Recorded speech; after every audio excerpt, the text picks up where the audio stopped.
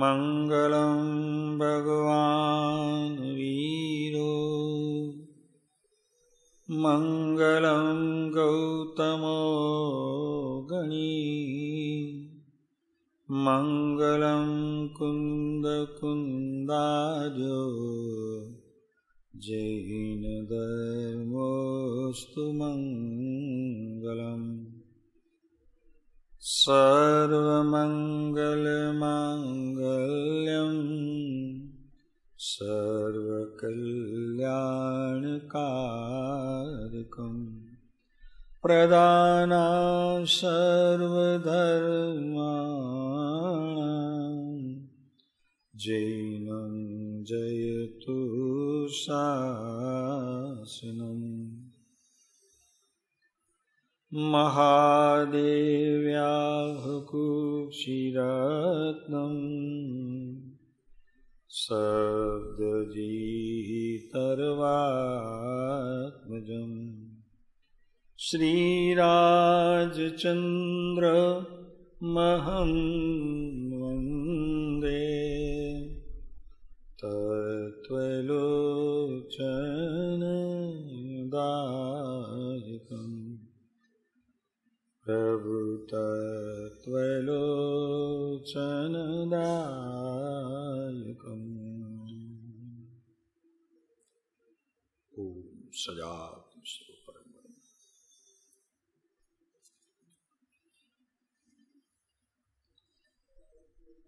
10 लक्ष्मी महापर्व में हम आगे बढ़ रहे हैं. आज 7वां दिन है. ठीक है, बिल्कुल.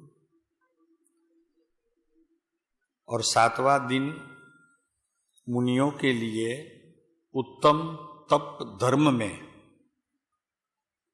है. तो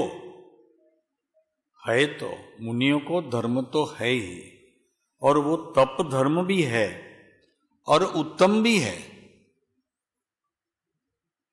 પછી શું સમજવાનું છે આપણને? તો કે મુનિઓની સાથે શ્રાવકોએ પણ એમાં કદમ માંડવાના છે, પગ મૂકવાનું છે અને એમની જોડે ચાલવાનું છે. બાકી તો મુનિની ખાસ વ્યાખ્યા કરી છે, પણ ભાવલિંગી સંત આને અનુસરતા જ હોય છે અને એમને આ તપ ધર્મ કંઈક જુદું હોય છે અને સંયમ ધર્મ કંઈક જુદું હોય. આજર્વ માદર્વ બધા એ ધર્મ કંઈક જુદા હોય એમ નહીં. આ તો શ્રાવકોને સમ્યક દ્રષ્ટિ ચોથે ગુણસ્થાન કેથી શ્રાવક પંચમ ગુણસ્થાન કે દેશ વિરતિ જે હોય છે એને અહીંયા મુનિપણામાં શું પ્રવર્તવું જોઈએ એનો બોધ છે. બસ આટલું જ છે. બાકી મુનિ તો એમાં જ છે. એટલે આ મુનિ માટે બોધ નથી.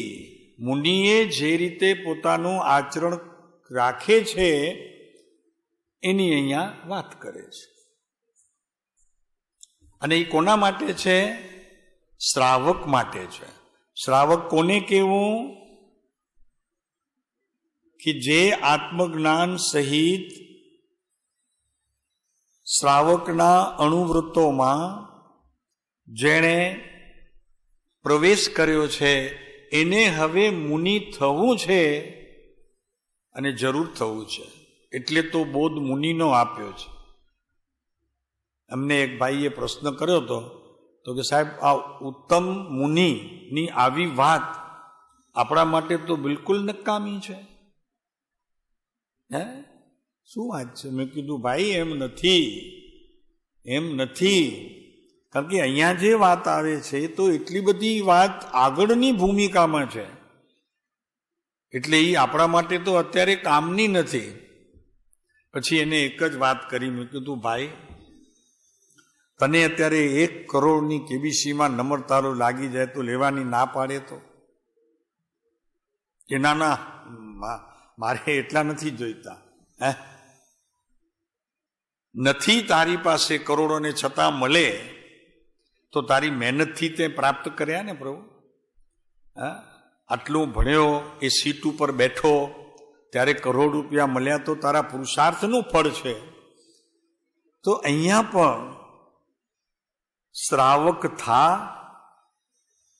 અને પછી મુનિપણાના ભાવ રાખ અને પછી તે મુનિભણું કેવું હોય એની વાત આ 10 લક્ષણ ધર્મમાં વિસ્તારપૂર્વક કહેવામાં આવી છે. બીજી ઘણી જગ્યાએ છે, પણ આ એક 10 દિવસ રોજ એક એક ધર્મની જે વાત કરવામાં આવે છે એનાથી સામાન્ય જીવોને પણ કોઈક લાલચ જાગે, બોધ ક્યારેક ગ્રહણ કરવાનો અવસર આવે અને લાલચ જાગે તો કે ઓહો આટલું સુખ છે, એમાં આટલો આનંદ હોય.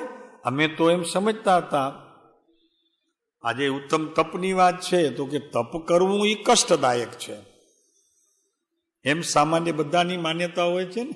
આપણાથી ઉપવાસ ન થાય, ભૂખ્યું રહેવાય નહીં, બરોબર છે, તો કષ્ટદાયક થયો કે નહીં?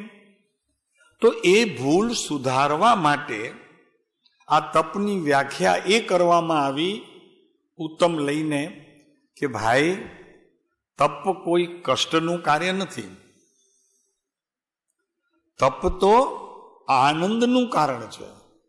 અંદરથી સુખની ઉત્પત્તિ થાય એ અપૂર્વ હોય એ સુખ.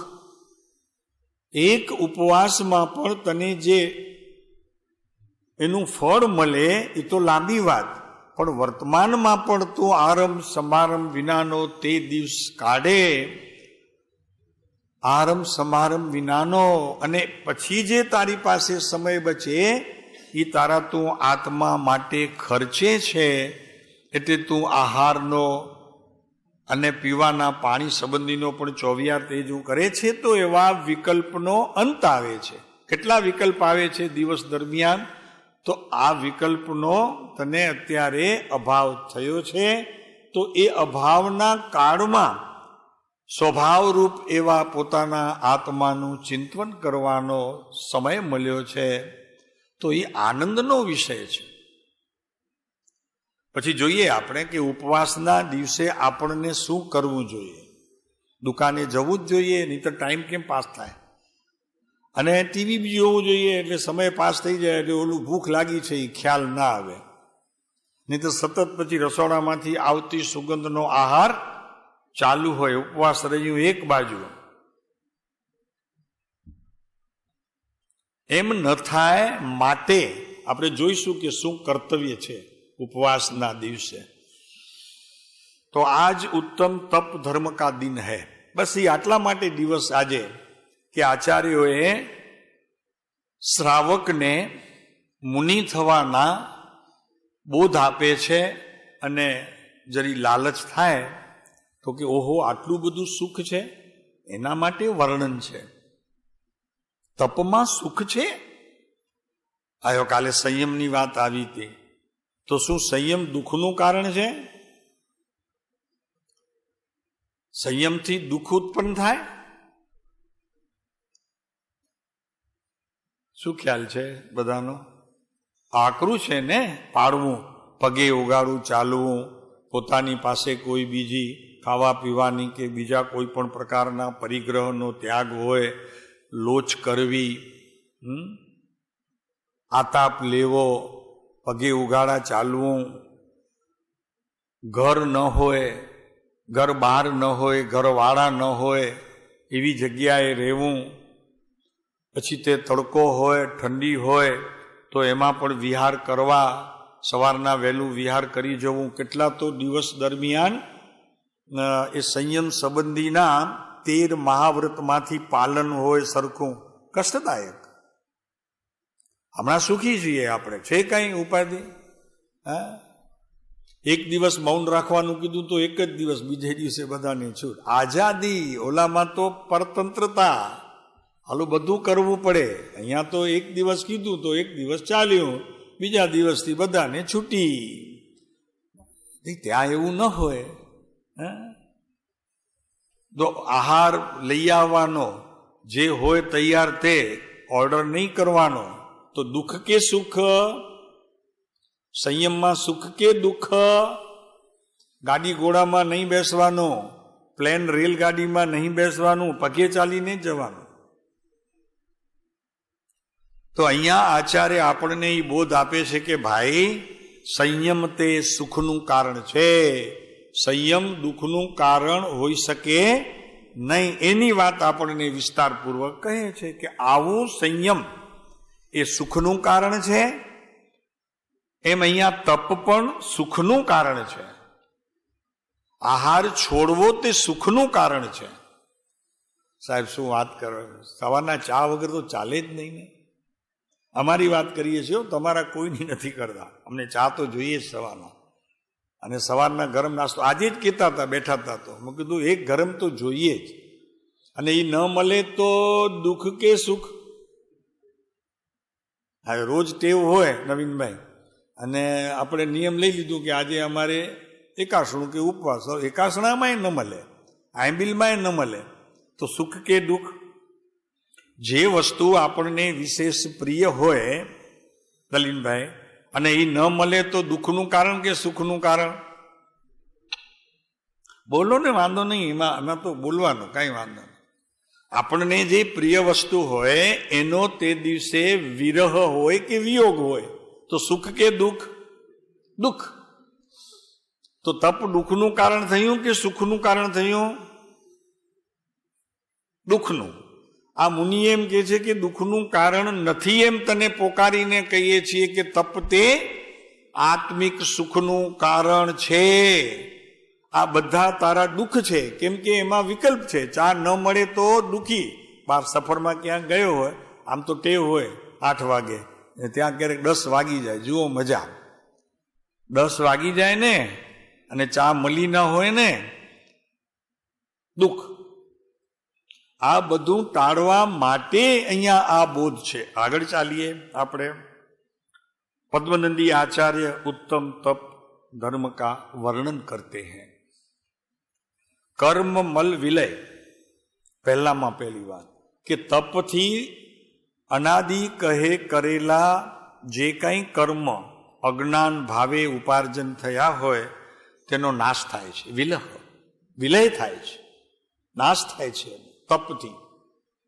पण आ तप कयो એટલે થોડીક વાત તમને કહી દઈએ, મજા આવશે એવી. આત્મજ્ઞાન સહિતના તપની વાત ચાલે છે. આપણે આત્મજ્ઞાન થશે ત્યારે કરશું, બરોબર ને? હમણાં હું છે પણ હે સાહેબ, આ તો શ્રાવકને છે ને, હું હજી ક્યાં શ્રાવક છું? તો તું કોણ છો? મુમુક્ષુ છો. ભાઈ, મુમુક્ષુની તો વ્યાખ્યા રોજ કહેવામાં આવે છે કે મુમુક્ષુ એટલે કોણ? મુમુક્ષુ નામ શ્રાવક, જેનું પંચમ ગુણસ્થાનક છે, તેને અહીંયા મુમુક્ષુ કહેવામાં આવે છે. ઈ પણ સામાન્ય મુમુક્ષુ, હજી તીવ્ર મુમુક્ષુની વાત નથી. તો હવે આપણે તો શ્રાવક થઈશું ચુનલાલભાઈ, ત્યારે તપ જપ કરીશું. હમણાં શું જરૂર છે? અને જે આપણને તો એવું છે કે ઘણી વખત એવા કોઈ નિયમ પાળનાર હોય ને, એકાસણું કર્યું હોય બિચારાને, તો હવે જરાક હોય ટેવ, તો બપોરની ચા જોઈએ વગેરે વગેરે બધું જોઈએ સવારના, તો આપણને એમ લાગે કે આવડા શું કામ કરતા હશે? આ બધું સવારનું નાસ્તો જોઈએ ને, આ જોઈએ ને, સાંજનું વળી પાછી ખીચડી હોય તો એ પણ જોઈએ, એટલે આખા દિવસનું જોઈએ. અને એમાં વળી પાછું આપણને પીરસવું પડે, એટલે એમને થાય કે આ હું કામ કરતા હશે આવડા. એમ થાય છે કે નહીં? ભાઈ, વાત તો તારી સાચી છે. તપ છો, તપ તો ખરેખર અમૃત પીવા માટે છે. તપનો અર્થ છે જે આહાર સંબંધીનો જે રસ છે ને, એના બદલામાં તો તારે આત્માનો રસ પીવાનો સમય છે. તપમાં અમૃત પીવાય, પણ હજી અમૃત પીવાનો મારામાં એટલી પાત્રતા, યોગ્યતા, લાયકાત નથી થઈ, તો અખતરો કરું છું. ધીરે ધીરે ધીરે ધીરે એ જવાનો કે કેમ છૂટે છે, મને કેટલો ભીતરમાં વિકલ્પ રહે છે, એ પહેલા ધીરે ધીરે એનો અખતરો કરું છું. કૃપાળુદેવે કીધું છે એક જગ્યાએ કે અભિમાન થતું હોય તો પણ તપ કરવું છે. ખબર છે કોઈને? વાક્ય છે ને? તો કર્યું આપણે? સાહેબ, એ કરવાની વાત નહીં, એ તો શ્રવણ કરવાની વાત. અહીંયા લખેલું છે એ વાંચવાની વાત. કૃપાળુદેવે એટલે સુધી કીધું છે કે અભિમાન થતું હોય તો પણ તપ કરવું, પછી તપ કર્યા પછી ધીરે ધીરે અભિમાનને પણ સમ્યક પ્રકારે જોવાની દ્રષ્ટિ સાધ્ય કરવી છે.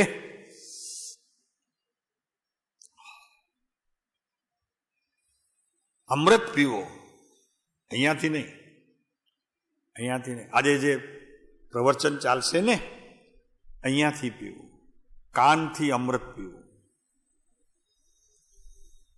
શું છે મહેન્દ્ર? કાનથી અમૃત પીવું. કેમ કે જ્યારે આ ઉત્તમ તપ સંબંધીની વાત આવશે ને તો એ તો પીવા જેવું છે. કાનમાં શ્રવણ કરવા જેવું નહીં, પીવા જેવું છે. બીજી વાત કહીએ પ્રભુ, માત્ર કાન દ્વારા નહીં, 5 ઇન્દ્રિયોના સમસ્ત વિષયો આંખ દ્વારા પણ તે પીવાનો વિષય છે.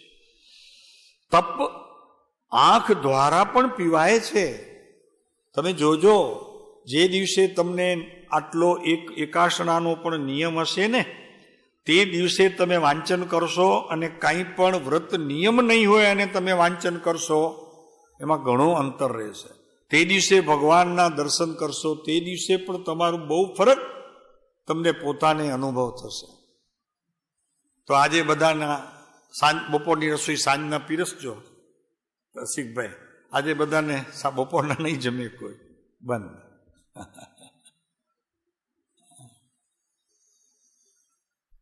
આપને કદાચ ખબર નહીં હોય, આચાર્ય છે ને, આચાર્ય જે તપ કરવામાં નબળો હોય ને, જે તપ કરવામાં નબળો હોય એને 1 વખત, 2 વખત, 3 વખત, 4 વખત ખાસ આગ્રહ કરીને તપ કરાવે, અને પછી એને ધીરે ધીરે ટેવ પડી જાય. આ તો અમે નજરે જોયું છે. વિદ્યાસાગરજી મહારાજ પાસે જતા, નવો કોઈ આવ્યો હોય સાધક, એટલે આપણે શુલક એલક શુલક થઈને, તો એને તપ કરવું જ પડે. ત્યાં તો કમ્પલસરી છે બધાને. તો ધીરે ધીરે એને ટેવ પાડે.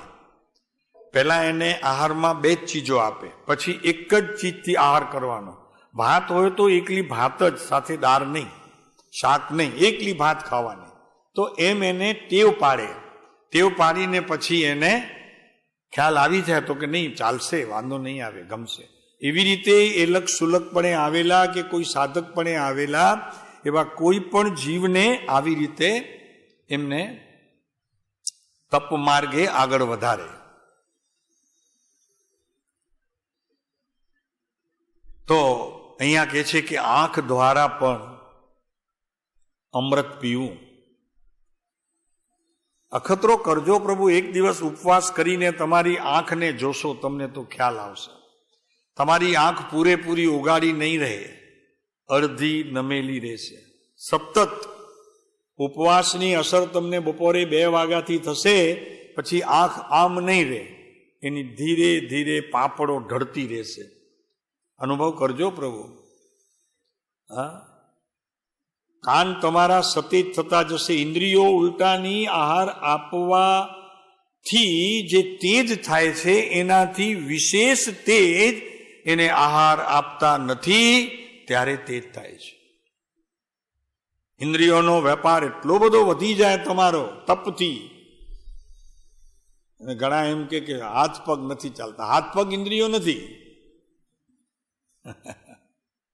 હાથ પગ ઇન્દ્રિયો છે, એ તો અંગ છે.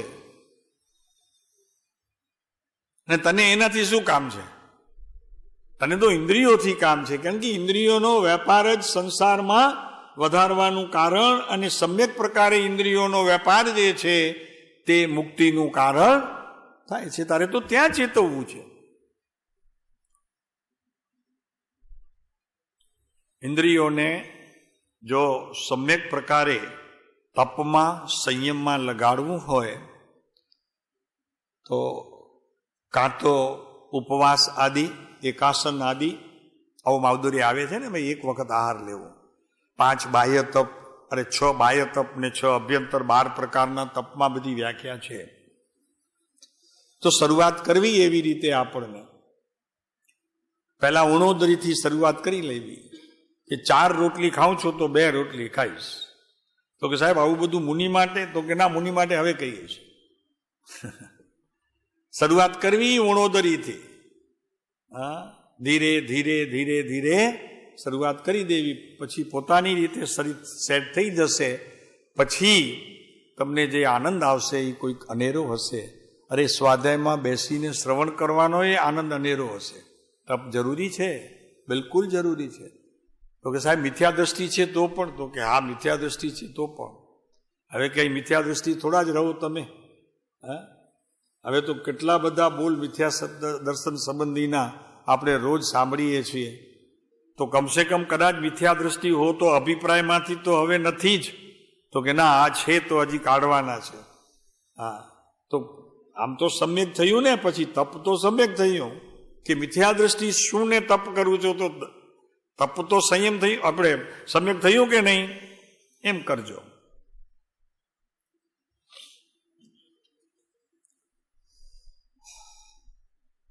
નાક દ્વારા પણ, કેમ કે આ બધી ઇન્દ્રિયો છે, એમાં પણ સમ્યક પ્રકારે એની વિધિ હોવી જોઈએ. નાકની પણ સમ્યક પ્રકારે વિધિ હોવી જોઈએ. નાકથી શું લેવાનું છે? શ્વાસ લઈએ છીએ ને, તો શ્વાસમાં એક સુગંધ હોય છે. યોગી પુરુષો એ સુગંધને માણે છે, શ્વાસોશ્વાસને નહીં.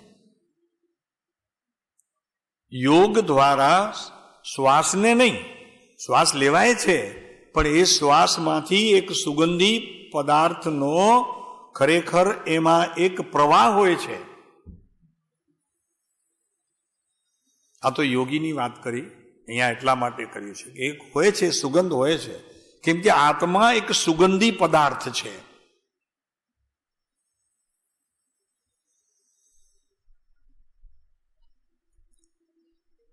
અલૌકિક ચીજ છે ભાઈ આપણી પાસે,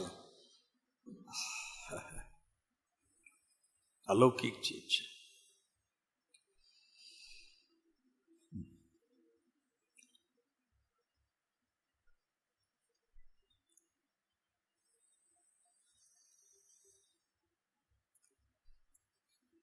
તો કર્મ મલ વિલય હેતુ બોધ દ્રશા. કર્મ મલને દૂર કરવાનો કારણ છે તપ.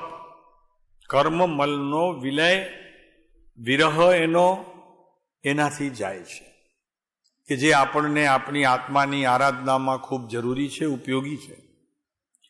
તપ્ત એ તપો, આ તપે, ઇન્દ્રિયોના વિષયો તપે, એનું નામ તપ. તપ એટલે બળે. બળે એટલે પોતે જાગૃતિ જ્યાં એના આહાર વિહારમાં વગેરેમાં હતી, એના બદલામાં હવે એનો ઉપયોગ ખસી આત્મલક્ષી થયો છે, તો એનું નામ છે તપ. પ્રવચન સારની અંદર એક નાનું જ વસ્તુ છે, તપતઃ ઇતિ તપ. તપ એટલે ન ખાવું, ન પીવું એમ તો ખરું જ, પણ વિશેષ વાત આ પણ છે કે જેનાથી આત્મા તપે અને એમાંથી મેલ વયો જાય. થાય છે ને મેં સોનાને એમ જ કરવું પડે છે ને. કોઈ પણ વસ્તુને જ્યારે શુદ્ધ કરવી પડે છે ત્યારે એને તપાવવી તો પડે જ છે. તપાવ્યાથી તે એનું શુદ્ધિકરણ થાય છે. એ શુદ્ધ ત્યારે થાય છે. એમ અહીંયા આપણને આ 5 ઇન્દ્રિયોના વિષયોને પણ તપાવવું પડે. એને આહાર આપી દઈએ છીએ તો એ શાંત થઈ જાય છે, એના વિષયો વિશેષ તેજ થાય છે, માટે એને ખવડાવવું નહીં, એને તપાવવું. તપત્ય પ્રોક્તમ.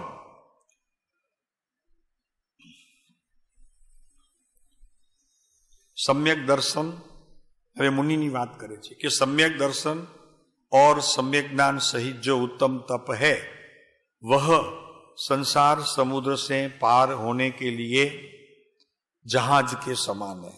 जो સાચા તપની વ્યાખ્યા બતાવી કે આત્મજ્ઞાન સહિતનું જે તપ છે તે સંસાર સમુદ્રને પાર ઉતારે છે.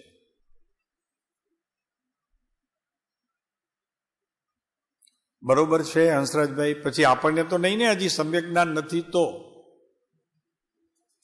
ભાઈ એ પણ એક શુભનો પ્રકાર છે. અને તને જ્ઞાન છે, હવે બીજાની જેમ તું હવે અજ્ઞાન રહ્યો નથી. તું આવું તપ કરે અત્યારે તો હજી આત્મજ્ઞાન નથી અને તપ કરે છે તો એને તું તપ માનવાનો નથી. તો તારો અભિપ્રાય સત્ય છે, તો જેટલો તું સત્ય તરફ વળ્યો છે એટલું તો ધર્મ થશે ને. શું કે છે? સમજાણું આમાં કઈ? શું સમજાણું? કે મિથ્યા દર્શન છે મને, હજી સમ્યક દર્શન નથી.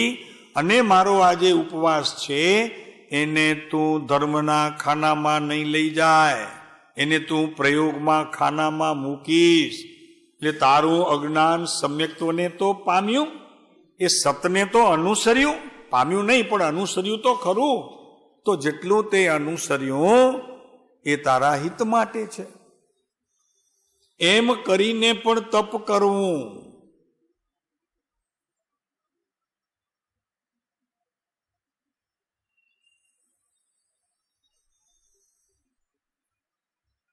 એમ સમજીને પણ તપ કરવું. અહીંયા તો એ વાત કરે છે કે ઉત્તમ તપ છે મુનિનું, એને સમ્યક જ્ઞાન દર્શન સહિત છે અને અંશે ચારિત્ર પણ છે. તો એમનું તપ સંસાર સમુદ્રને પાર કરે છે. ભલે શાસ્ત્ર જ્ઞાન ઓછું હોય પણ એટલું જ હોય, સત અને અસતનો, સમ્યક અને મિથ્યાત્વનો નિર્ણય હોવો જોઈએ, એટલું પ્રયોજન હોય. અને જો આત્મજ્ઞાન સહિત હોય મુનિ, તો એને સંસાર સમુદ્રથી પાર ઉતારે એવું આ તપમાં બળ છે. કેમ કે ઓલું નક્કી થાય ને, આત્મા અણાહારી છે, એને તો નક્કી કરવું પડશે કે નહીં? આત્મા કાંઈ ખાતો નથી, એને નક્કી કરવું પડશે કે નહીં? તો એ જે તારે નક્કી કરવું છે એ તારો નિર્ણય પણ સમ્યક છે. અને એવા સમ્યક નિર્ણયથી તારે આગળ વધવાનું છે. ચાલો આગળ.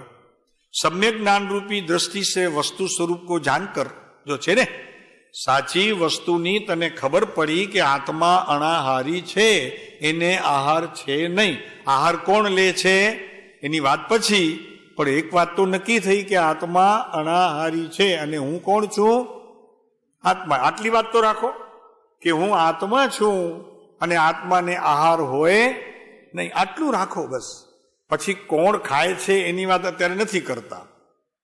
એ વળી પાછી જળની વાત કરી અને અજીવ તત્વની વિચારીએ ત્યારે એમાં આવે વસ્તુ સ્વરૂપ કો જાનકર इसमें लीन होने पर ઈચ્છાએ રૂક જાતી હૈ. બસ થાય તો આટલું સરસ છે. ખાવા તરફનો લક્ષ્ય ઉઠી ગયો એટલે ઈચ્છાનું રોકવું થયું, ઈચ્છા રોકાઈ. તો સમ્યક તત્વાર્થ સૂત્રની અંદર એક સૂત્ર છે, ઈચ્છા નિરોધ તપ. તપ ઈચ્છાનો નિરોધ તે તપ. હમણાં મને નિરોધ જ છે સાહેબ. આ તો શું છે કે આપણે નિયમ નથી લીધું એટલે થોડુંક આહાર આપી દઈએ. મને કોઈ ભાવ તો છે જ નહીં, એમ તો ભાવના છે કે નહીં? આ તું ખાઈશ એની સાથે એકાગ્રતા કરીશ કે નહીં કરીશ? ભાવ નથી પણ ભાવના છે કે નહીં? તો કે સાહેબ એ મને ખબર નથી, પણ હું બહુ ભૂખ બી નથી અને બહુ મજા બી નથી, એટલે ઠીક છે, મને ઈચ્છા તો છે જ નહીં. બરોબર છે આ વાત વલ્લભજીભાઈ? ઈચ્છા વગર ખાઈ શકો ના. અને ઈચ્છા છે, ખાવાની ઈચ્છા છે. હજી તો બપોરે ઉઠીએ ન ઉઠીએ તો હું અમારી વાત કરું છું.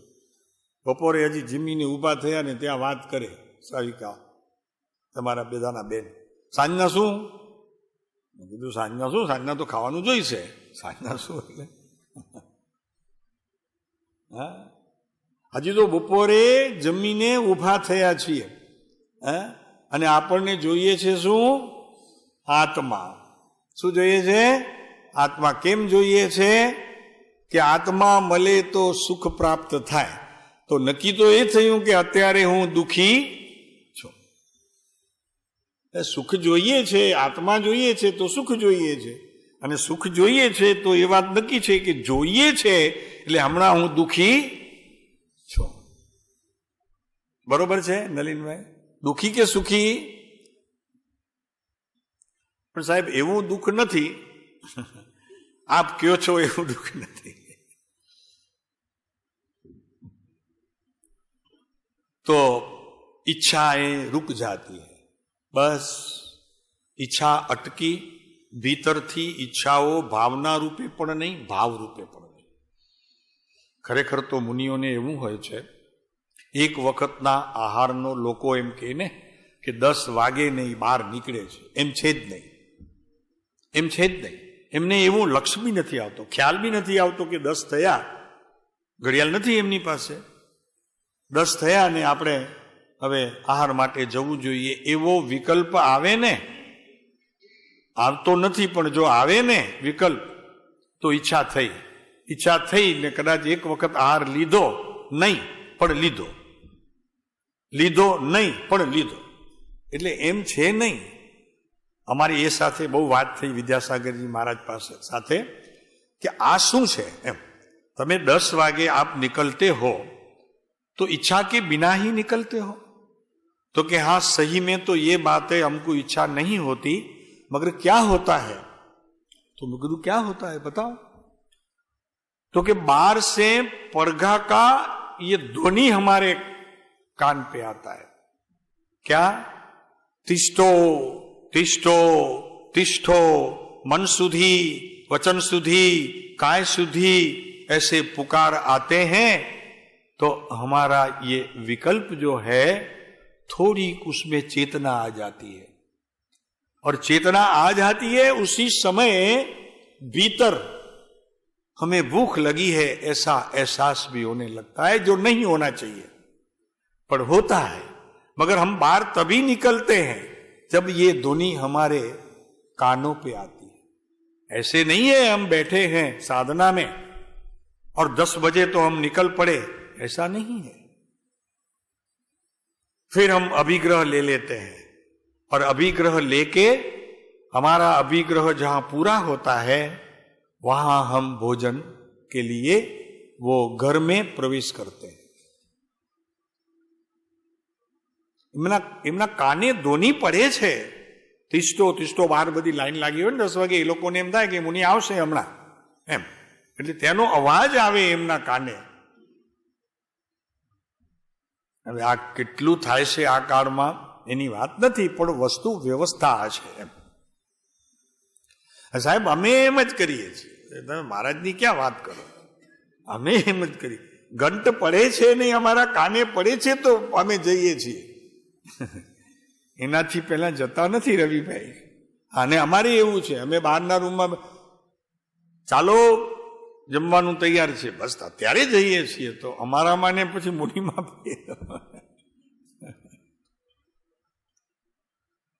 અમને પણ ખ્યાલ નથી રહેતો કે બહાર થઈ ગયા એટલે ચાલો હવે.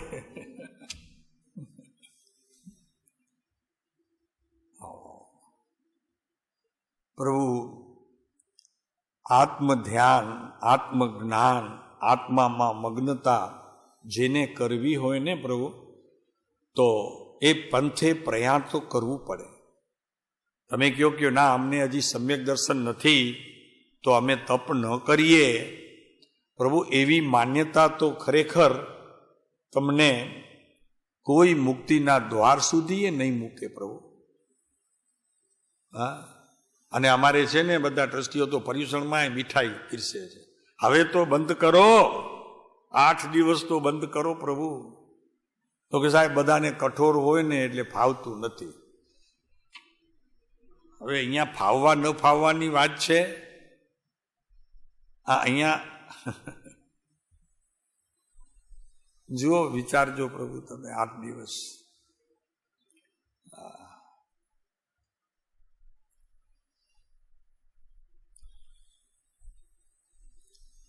આ બધી મૂળમાં મિથ્યાત્વની જે ગ્રંથિઓ છે ને, બાહ્ય ગ્રંથિઓ, એ ગ્રંથિઓ છેદાવાના ઉપાયના દિવસોમાં આપણે સમજવું તો જોઈએ પ્રભુ.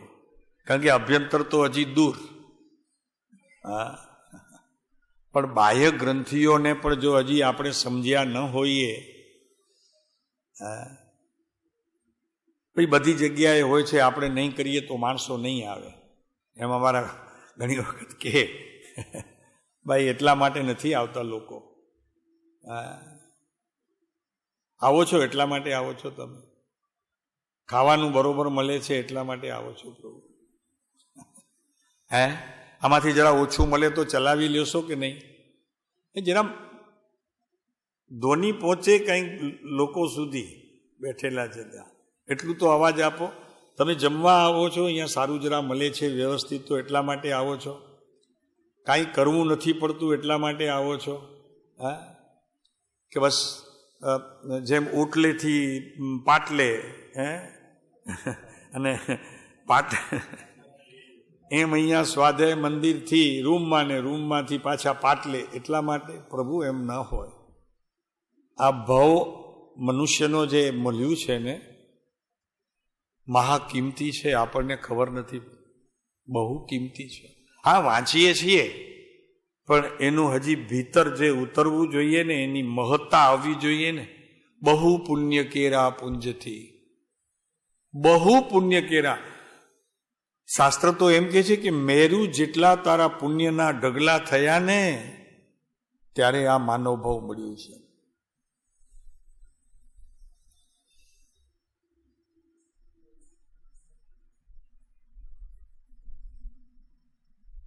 એની કિંમત સમજવી જોઈએ.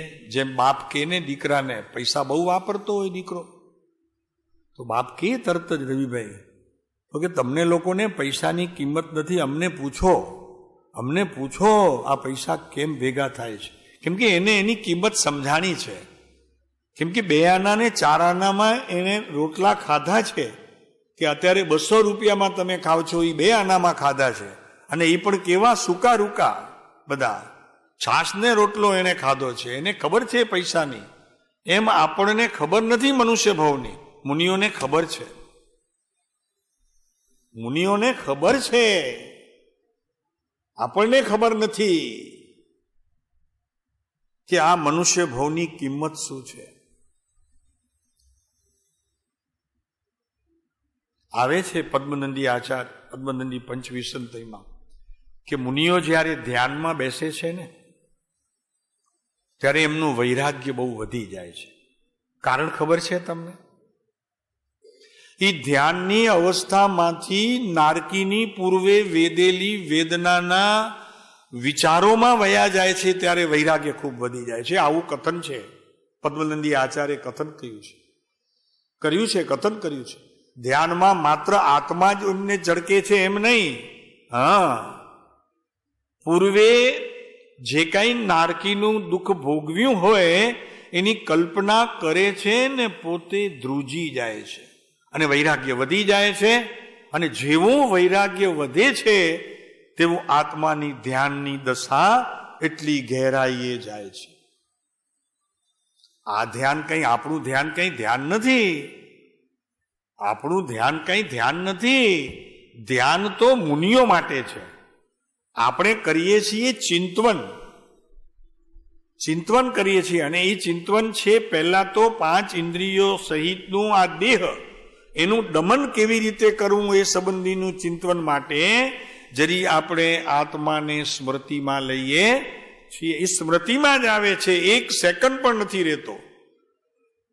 મુનિનો ઉપયોગ જે રહે છે 48 મિનિટ, તો સતત કદાચ અનુભૂતિ સ્વરૂપ કદાચ એમાં એક સમયની ધારામાં કદાચ હોય, પણ છતાં ઉપયોગની ધારા તો એની સન્મુખતા છોડતી નથી.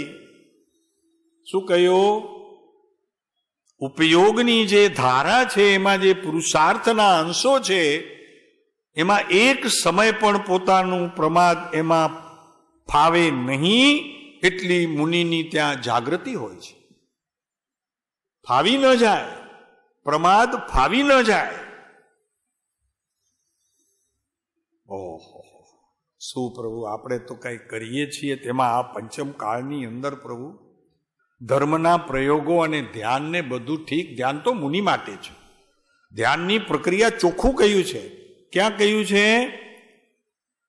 ભગવતી આરાધનીયનાની અંદર ધ્યાનની પ્રક્રિયા મુનિને હોય, બીજાને ધ્યાનની પ્રક્રિયા હોતી નથી. કારણ પૂછો કહીએ કે જેને આર્ત્ર અને રૌદ્ર ધ્યાન નથી એને ધર્મ ધ્યાન અને શુક્લ, પછી પહેલા ધર્મ ધ્યાન એને કહેવામાં આવે છે. અને એ જ મુનિ કે જેણે આર્ત્ર અને રૌદ્ર ધ્યાનને સદાને માટે છોડી દીધું છે, પોતાની વર્તમાન પર્યાયથી માંડી અનાદિ પર્યાયોમાં કોઈ સમયે પણ આર્ત્ર અને રૌદ્ર ધ્યાનની ઉત્પત્તિ થતી નથી, માત્ર એની અવસ્થામાં ધર્મ ધ્યાનની જ પ્રક્રિયા હોય છે.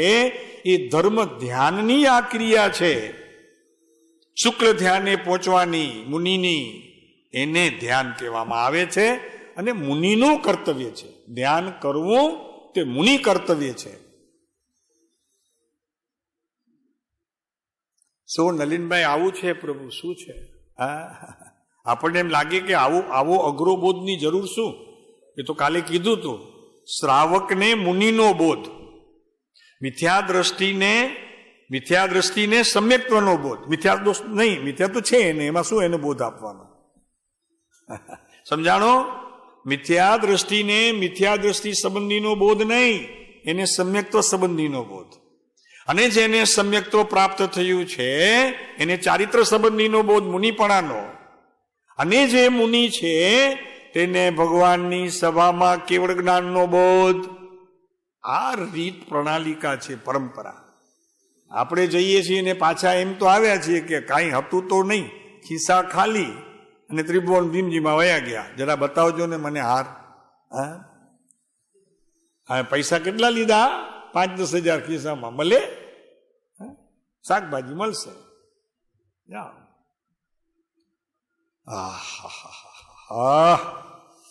આવું છે નલિનભાઈ. ત્યાં શું હતું મુંબઈમાં? ગુરુદેવ માણસો મુંબઈ જાય ને ત્યારે કે તો કે ગયો હમાલી કરવા. શું કરવા ગયો? હમાલી કરવાની. એક વખત તો એવું કહી દીધું, પછી રામજીભાઈ કીધું કે પ્રભુ એમ ન કહેવાય. તો કે કેમ? તો કે મેલું ઉપાડવા ગયો. ગુરુદેવને શું છે? અને પછી જઈને કોઈ કહે ને તો કે રામજી બાપા કે ગુરુદેવ એમ ન કહેવાય. તો કે પહેલા કેવું તું ને, શું કે પહેલા કેવું તું ને? પણ સાહેબ તમે કહી દીધું, આમને પૂછ્યું થોડું, પૂછ્યું તો ના કે આવું ન કહેવાય. અને વાસ્તવિક છે હો. તમે ગુરુદેવની આ વાતને લઈને અમે પણ કહીએ કે મેલું ઉપાડવા જ આપણે જઈએ છીએ મુંબઈ. બીજું શું છે મુંબઈમાં? મેલું એટલે ગંદકી, અને ગંદકી એટલે કર્મ. બીજું શું છે? પણ ગંદકી જ છે, કર્મ કઈ બીજી સારી જાત નથી, એની ગંદકી જ છે. એ જ ઉપાડવા માટે ત્યાં જઈએ છીએ. નિવૃત્તિના ક્ષેત્ર કૃપાળુદેવને કેટલા પ્રિય હતા. હજી તો મહિનો દિવસ થાય ન થાય ને અંબાલાલ કોઈક જગ્યા શોધજે. જો ત્યારે આવા બધા ક્ષેત્ર નહોતા. ધર્મશાળામાં એક વખત કૃપાળુદેવ પાલિતાણાની ધર્મશાળામાં રહ્યા છે 6 દિવસ. શું ન હોય ત્યાં? એસી હોય, દનલોપના ગાદલા હોય, 8-10 હજારની ખુરશીઓ હોય, બરોબર છે ને, બધું હોય ને ત્યાં ધર્મશાળામાં. હમણાં તો ધર્મશાળાનું નામ લઈએ તો સારી જોજો, લઈ જાઓ છો ભોજરાજભાઈ, પણ બધી ઓલી ગમે તેવી નહીં ચાલે. આ પુનૂર લઈ જાઓ છો ને તો ખ્યાલ રાખજો. નહીતર તમારી યાત્રા પાણી થઈ જશે. બધી સંભાળ રાખજો. કોઈકને મોકલાવજો 2 જણને આગળ. હાલું લઈ ગયા પણ કાંઈ ઠેકાણું નહોતું. એક તો લઈ ગયા, અને સગવડ નહોતી તો કાંઈ નહોતું. અને પછી સંગપતિની સાલ ઓઢશો, એ બોજો લાગશે. પહેલા સગવડ જુએ શું છે ત્યાં, પછી નીકળીએ. આવી તો આપણી હવે યાત્રાઓ રહી છે. તીર્થાટનનો ઉછરંગી, આ ઉછરંગી લ્યો છે ને કૃપાળુદેવનું. તીર્થાદિ પ્રવાસનો ઉછરંગી. તો કે સાહેબ હું તો જાઉં છું વર્ષમાં. સાહેબ તમે હતા ત્યારે તો વર્ષમાં એકાદ વખત માન જતા હશો, કારણ કે સાધન નહોતા. હવે તો અમારે સવારના અહીંયાથી પાલિતાણા નીકળીએ, સાંજના તો પાછા ઘરે જમવાનું. હોટલમાં. કારણ કે ઘરે પછી તો કઈ રસોઈ થાય નહીં, એટલે મોડા વહેલા આવીએ.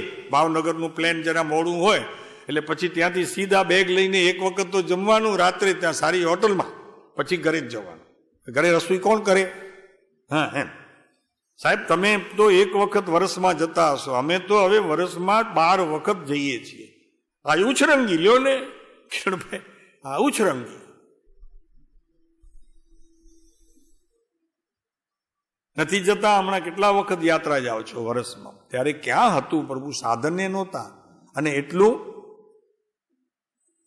લક્ષ્મીજીએ ત્યારે રીસાયેલા હતા બહુ, સાધન પણ બધા રીસાયેલા હતા. હવે તો કેટલા પણ. આ પર્યુષણ પૂરું થશે ને જોજો. આ પર્યુષણ તો થઈ ગયું, એમાં તો આવી ગયા, પણ હવે આ કાર્તક સુદ પૂર્ણિમા બધા અહીંયા તીર્થાટન કરવા માટે આવશે. ટ્રેનોમાં ટિકિટ નહીં મળે અમારી કિરણભાઈ, કચ્છમાં તો ટિકિટ જ ન મળે, બધી ટ્રેનો ફૂલ. તો કે કેમ આટલો રસ છે? કોઈક નવો પૂછે જે જૈન ન હોય તો કે આ જૈનોના પર્યુષણ છે ને, મારા સાહેબને બેસાડી ગયા હતા, હવે ઉઠાડવા આવ્યા છે.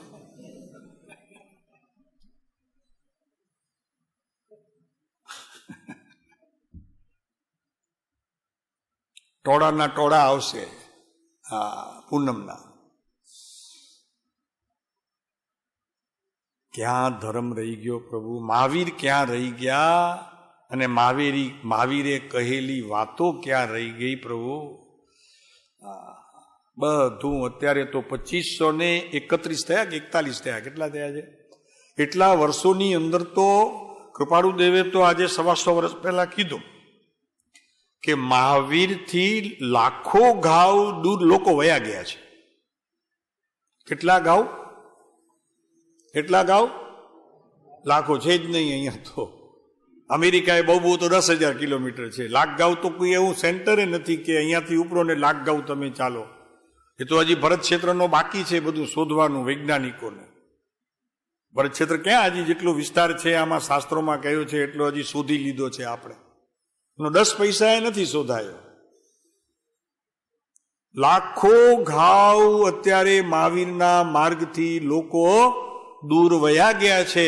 પણ આપણો દાવો એમ છે કે મહાવીરથી અમે ખૂબ નિકટ આવી ગયા છીએ. સાહેબ આપના સમયમાં સત્સંગ નહોતો, સ્વાધ્યાય શબ્દ નહોતો, ભક્તિ નહોતી, પછી આ યાત્રા પ્રવાસમાં આવી રીતે કંઈ હતું નહીં, બધું ધ્યાનની પ્રક્રિયા નહોતી. અમારા ગામમાં ખબર છે 2-4 માણસો એવા હતા કે એમાં અમારો એક દાદો જ એવો હતો, નમોરી અંતાણક બોલે એમાં 8 ભૂલો હોય, 8 ભૂલો હોય. ઈચ્છામી બોલે તો ફાવે જ નહીં. એટલે પછી ભગવાનને એમ કે ભગવાન આવ્યો અહીંયા, એટલે આવ્યો છું એમ કે. પણ તારીખ લખી ગયા હતા, મૃત્યુની તારીખ લખી ગયા હતા. અને એમાં એવી રીતે લખી ગયા હતા કે કોઈકે પૂછ્યું, સામે પાડોશમાં એક માણસ ગયો તો એક માણસ બીજો નીકળ્યો તો કે નરસિંહ, ઓલો પ્રેમજી તો ગયો, તું ક્યારે જવાનો છે? આમ પૂછી લેતા. એટલી તો લોકોમાં સરળતા હતી. હવે એ ગુણ તો ગામતરું કરી ગયો છે, સરળતાનો તો ગુણ રહ્યો જ નથી. સરળતાની જગ્યાએ તો સરળતાની પોલિસી આવી ગઈ. હવે આખો પોલિસી આવી ગઈ એની. બિલકુલ સરળતા તો રહી જ નહીં. સહેજ સરળતાએ કહી દીધું કે જો પૂછ્યું છે, કચ્છીમાં કીધું તું, કચ્છીમાં નથી કહેતો, કે પૂછ્યું છે તો લખી લે. કે તને લખતા આવડે છે? મારા દાદાને તો લખતા નહોતું આવડતું, ભણ્યા જ નહોતા કાંઈ, અને શેર જોયા એ નહોતા, માંડવીએ નહીં ને ભુજે નહીં, લખતા નહોતું. તને લખતા આવડે છે? લખી લે. એમ કરીને મિતિ આપી. નારી મહિનું, અંધારી નોમ, અને 2 વર્ષ રહીને પછી કીધું તું 2007-8ની સાલ હતી, સંવત લખી લીધો. અને પછી તો કઈ ભૂલી ગયા, પોતે તો લખી એને આપી દીધું તું, એ ખ્યાલ રહી ગયો. ને પછી ઓલો માણસ જે હતો ને એ સમાચાર મળ્યા તો કે ચાલો જવું પડશે મસાણમાં લઈને. તો કે કોણ? નરસિંહ ગયો? તો કે હા ગયો. અરે આજે તારીખ કઈ છે? મિતિ કઈ છે? મિતિ. તારીખ નહીં પૂછે, મિતિ. તો કે આ મિતિએ તો મને કીધું તું. ત્યારે ઓલું કાગળ કાઢીને જોયું, અરે આ મિતિ તો આપી હતી મને. બોલો, નહીં કોઈ જ્ઞાન હતું, નહીં શાસ્ત્રનું પઠન હતું, કોઈ અભ્યાસ નહોતો, પણ મન એટલા મીઠા અને સરળ અને જીવન એટલું સાદું, એકદમ સાદું જીવન. કોઈ જીવને ડૂબવવા નહીં, જાણે કે જન્મથી પ્રતિજ્ઞા લઈને આવ્યા હોય. તે સમયના જીવોની વાત કરું છું, મારા દાદાની વાત નથી કરતો, એ તો બધા હોય જ. પણ કોઈને ડૂબવવું નહીં, આ તો જાણેકાર એમનો જન્મ સિદ્ધાંત કે કોઈ જીવને ડૂબવવું નહીં. એટલી સરળતા. તો કે હવે ધર્મ ઈ છે કે આપણે જે ધર્મ માટે અત્યારે દોડ કરી રહ્યા છીએ એ ધર્મ છે? ક્યાં ધર્મ છે? સજ્જનતા, સરળતા, પવિત્રતા. કેટલી પવિત્રતા હતી તે સમયના જીવોને.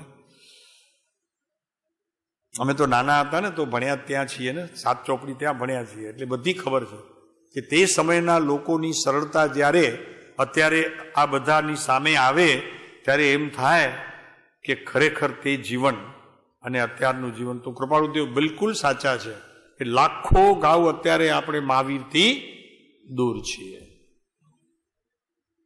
તો આપણે ચાલો આગળ. હજારો વર્ષનું કૃપાળુદેવ કહે છે કે તપ કરે પણ 2 ઘડી ક્રોધ કરે સામતું હોય. અને ક્રોધ કરવાના અત્યારે નિમિત્તો ઘણા છે.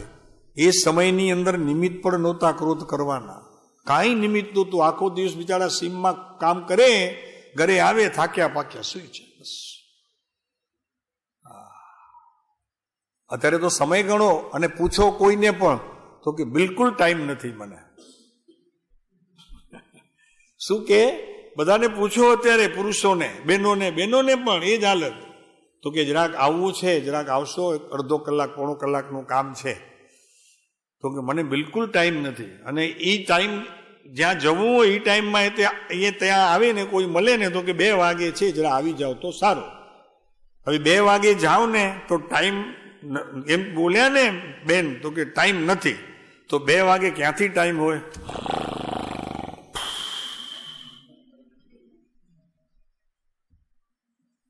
એસી રૂમ ચાલુ કરી અને ભીતર સુવાનો ટાઈમ હોય, પછી ત્યાં ક્યાં ટાઈમ હોય? તો કે જરા હોસ્પિટલમાં જઈ આવત, આવ્યા હોત તો. ઓલા બેન આપણા બહુ આવે છે આપણા મંડળમાં, બીમાર છે, જરા એમને આશ્વાસનના 2 બોલ હું કાલે જોઈશ, પણ અત્યારે તો ટાઈમ નથી. કોઈને ટાઈમ જ નથી. અને તે સમયની અંદર કોઈ ગામમાં બીમાર પડે ને આખું ગામ ભેગું થઈ જાય. અરે એની લાગણીઓથી અડધી બીમારી તો એમને એમ જતી રહેતી હતી. હવે તો કોઈને હોસ્પિટલમાં કોઈ માણું ઘરનો કાકાનો સગો દીકરો હોય તો અત્યારે જવા માટે ફુરસદ નથી. અરે મુંબઈ મેં તા વની ન સગો, એટલો ટ્રાફિક, એટલી ગરમી, એટલા માળું, અચી સગો હેડાથી વની સગો હેડી શાંતિ છડીને, પણ ઓતે કેના ન વની સગો. હવે આવું થઈ ગયું, સૂકું રણ એકદમ. શમશાનેથી બહાર આવે એટલે શોખ તો ગયો. ગમે તેવું નાનું મરણ હોય ને તો બહાર નીકળીને આપણે તરત જ આ ક્યાં પાટે ચડી ગયા, આડા પાટે બરોબર છીએ. આ મુનિની વાતમાંથી 18 વર્ષનો છોકરો બિચારો એકનો એક હોય ને ગયો હોય, બહાર નીકળે કે અંદર બેઠો હોય, ભીતર કાંઈ અસર થતી નથી. અરે તે સમયની અંદર 15 દિવસ 20 દિવસ તો ઘરે રોજ સાંજના આવે, એ આશ્વાસન માટે બેઠા રહે. પુરુષો બહેનો બધી આવે બેઠા રહે. હવે તો કાંઈ છે જ નહીં, જાણેકર બસ માણસ આવ્યો ગયો. હવે એમાં શું આપણને કેટલા હૃદયના કઠોર થયા છીએ. અને હૃદય કઠોર હોય તો ધર્મ પ્રવેશે કેવી રીતે? વાત તો એવી સરસ મજાની છે, પણ અહીંયા જાહેરમાં કહેવા જેવી નથી. અરે સંતોના મૃત્યુમાં પણ અત્યારે લોકો જે સંતોના ખાસ શિષ્યો હોય છે ને, એને પણ 2 આંસુ અંદરમાંથી આવતા નથી. આવો સમય આવી ગયો. એમાં ધર્મ ક્યાં રહેશે નલિનભાઈ? ધર્મ ક્યાં રહેશે? હૃદયની આટલી કઠણાઈ, જ્યાં પોતાના ગુરુને પણ ભીતર સ્થાન નથી. એને બાપુ આપણે તત્વની એ આટલી આટલી ઘેરાઈ વાળી વાત કરીએ, કાંઈ ભલું નથી થવાનું, ખબર છે પ્રભુ.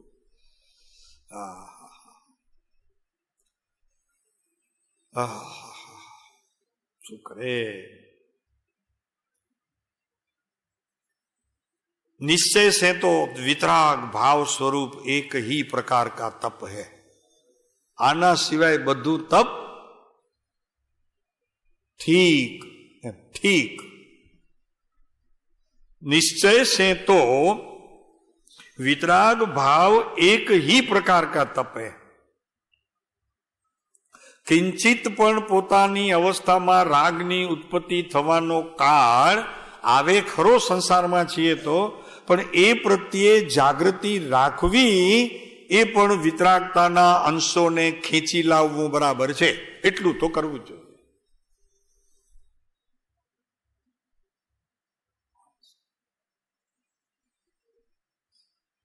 વૈરાગ્યની મૂડી દિવસા દિવસે આ પંચમ કાળના જે ઓલા ધગધગતા અંગારા છે ને, એમાં બધા વૈરાગ્ય શેકાતો જાય છે. વૈરાગ્ય છે જ નહીં, ક્યાં દેખાતો જ નથી વૈરાગ્ય તો. અરે આપનામાં તો છોડો પ્રભુ, અત્યારે સંતોમાં વૈરાગ્ય નથી, ક્યાંય વૈરાગ્યની વાત જોવામાં આવતી નથી. ને આ કાળનો પ્રભાવ કૃપાળુદેવે બરોબર કહ્યું છે કે લાખો ઘાવ દૂર. અને બીજી વાત પણ પ્રભુશ્રીને કેવી કરી કૃપાળુદેવે કે મુનિ, પ્રત્યક્ષ જ્ઞાનીની હાજરીમાં પ્રમાદ સેવો છો, પછી આ જ શબ્દ વાપર્યા છે કે હજારો માઇલ દૂર થશો, જ્ઞાની નહીં મળે, અને પ્રમાદ છે તે તમને પાડી દેશે. તમને શું છે? મુનિને વઢે છે કે તમને શું છે? અમને જે આ મોક્ષ માર્ગ પંચમ કાળની અંદર જે સાફ કરવો પડ્યો છે, કાંટા, કાંકરા, ઝાડી, ઝાંખરા, તમારે તો માત્ર વાહે વાહે આવવું છે, એટલો એમાં પ્રમાદ? માત્ર પાછળ પાછળ આવવું છે, એમાં આટલો પ્રમાદ?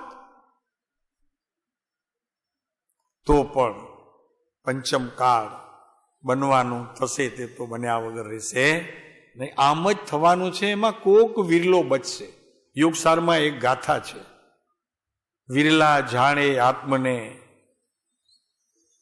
આખી બોલીએ જરા ગાથા, સમય તો થવા આવ્યો છે. આવે છે ને, વિરલા જાણે આત્મને, વિરલા શબ્દ વાપર્યો છે યોગસારમાં. યાદ રહે પણ વળી પાછું બધું હવે કંઠસ્થ નથી રહેતું. કેટલામી? 66મી ગાથા.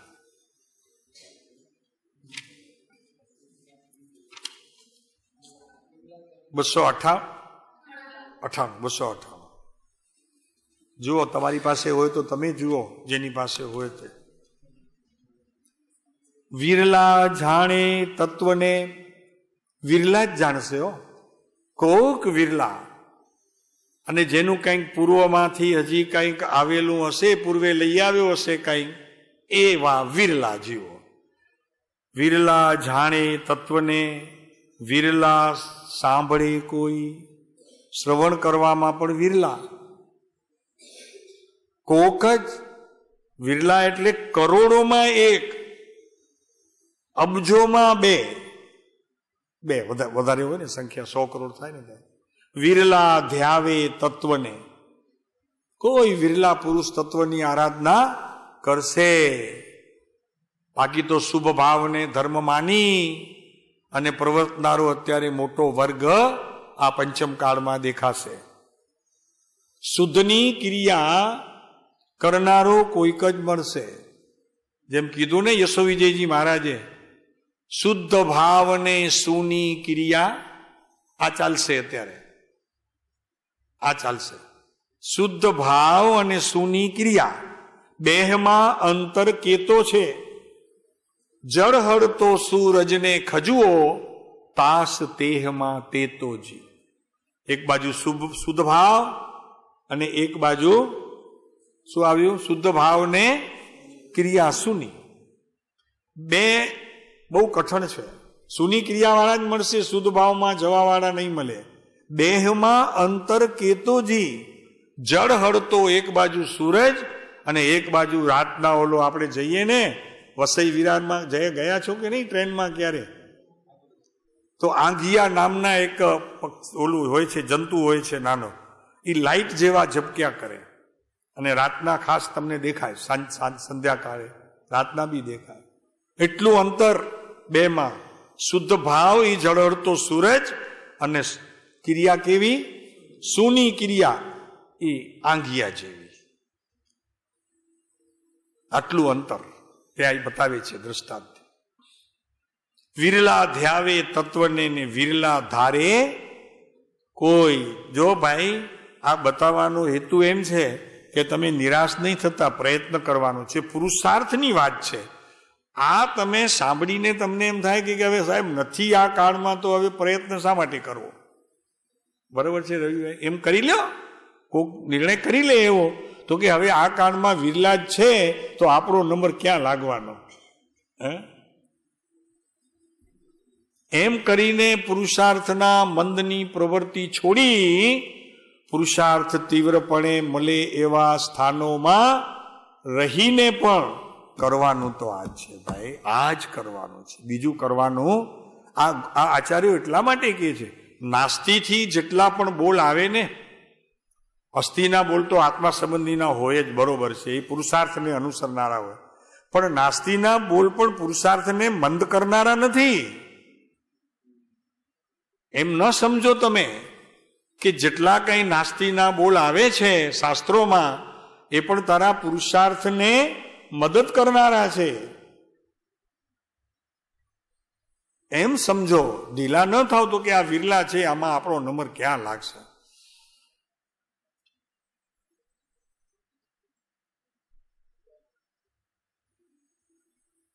એક વખત વિઝા ન મળે, વિઝા ને પાસપોર્ટ, બીજી વખત ન મળે, ત્રીજી વખત ન મળે, તો પછી છોડી દો છો પ્રયત્ન?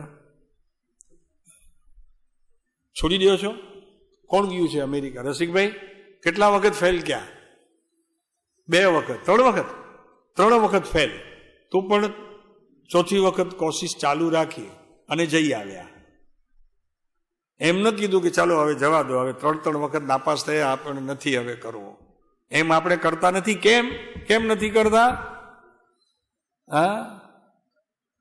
મમતા છે. ત્યાં દીકરો હોય દીકરી હોય ને મળવાની અંદરમાં મમતા છે, તો મમતાનો વિજય થયો ને સમતા હારી ગઈ. શું કહ્યું? મમતાનો વિજય થયો અને સમતા હારી જાય છે, એવો આ પંચમ કાળ. સમતા નામ ખ્યાલ આવે છે ને? સમતા એટલે સામાયિક. અત્યારે ખોટા સામાયિકોનો પ્રચાર અને સાચા સામાયિક લેવા વાળાનો પ્રસાર ઓછો, દિવસે ઓછો. કોશિશ તો કરીએ છીએ પ્રભુ. ઓજસભાઈને 2-3 વખત નાપાસ થયા, 2 વખત 3 વખત તો નાપાસ થવું સહજ છે, તોય પાછા પગલા તો એ બાજુ જાય છે કે હજી એક વખત. અને મફત નથી, આ તો મફત, સાવ મફત. ત્યાં તો ઓલા કંઈક મને લાગે છે 10,000 કરી નાખ્યા ને હવે, વધારે કેટલા? 15, 20, 11,000 રૂપિયા દરેક વખતે તમારે આપવાના. 4 જણા ઘરમાં જતા હો તો 44,000 રૂપિયા. ગાયોને ઘાસચારો આપો ને બાપા, રહેવા દો ને. શું કરવું છે? અમેરિકા જઈને હું કરવું શું છે? પણ અમેરિકા તો તું સ્વર્ગના સુખ માણી આવ્યો છે, અમેરિકાની ક્યાં વાત કરે? સ્વર્ગના સુખ તું માણી આવ્યો છે. 8મા દેવલોકમાં તો કેનો ખબર કેટલી વાર તું ગયો, ભલે એનાથી કદાચ ઉપરમાં કદાચ થોડીક બધી અહીંયા ગડબડ કરવી પડે. 8મા દેવલોકમાં તો તું આ સ્થિતિએ પણ જઈ આવીશ. લે બસ,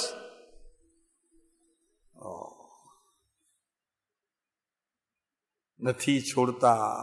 જ્યાં મમતા છે ત્યાં નથી છોડતો. જીવ ભરાય છે, મમતામાં ભરાય છે.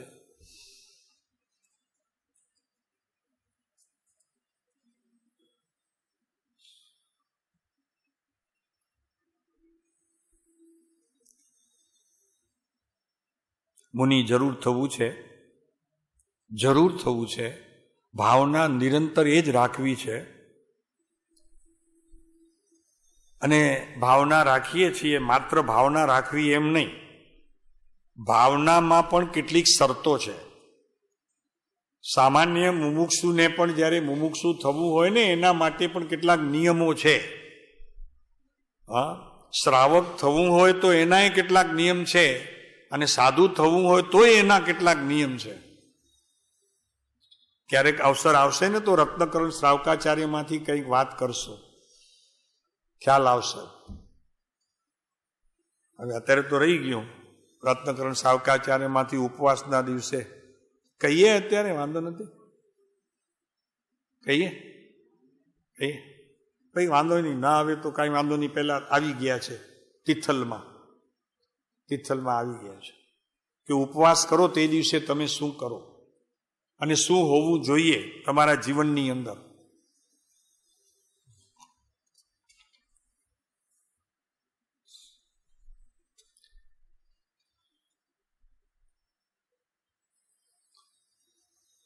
ઉપવાસના દિવસે શોર્ટમાં લઈ લઈએ. હિંસા આદિ 5 પાપોનો ત્યાગ. શું શું આવે 5 પાપમાં ઉપવાસના દિવસે? કે પહેલા તો કોઈ પણ પ્રકારનો શણગાર ન હોવો જોઈએ, સિવાય વસ્ત્ર સાદા, બીજું કાંઈ નહીં. માથામાં તેલ બી નહીં, કોઈ સુગંધી દ્રવ્યનો ઉપયોગ નહીં, કઈ જ નહીં. પછી બીજું, આરંભ બિલકુલ નહીં. કોઈ પણ સંસારના કામ માટે આરંભ કરવો પડે એટલે હિંસાનું કાર્ય થયું એ પણ બંધ ઉપવાસના દિવસે. આ તો દુકાને બેઠા બેઠા અઠાઈ કરી લે, અને વળી પાછા એમના વડીલો બિચારા એમ કે રોજ દુકાન તે જોતે માંસ ખમણ કરે ગયે, લાંઘન કર્યા. શું કર્યું? લાંઘન કર્યા. એની એડકી આવે તને, એની એડકી આવે છે તને.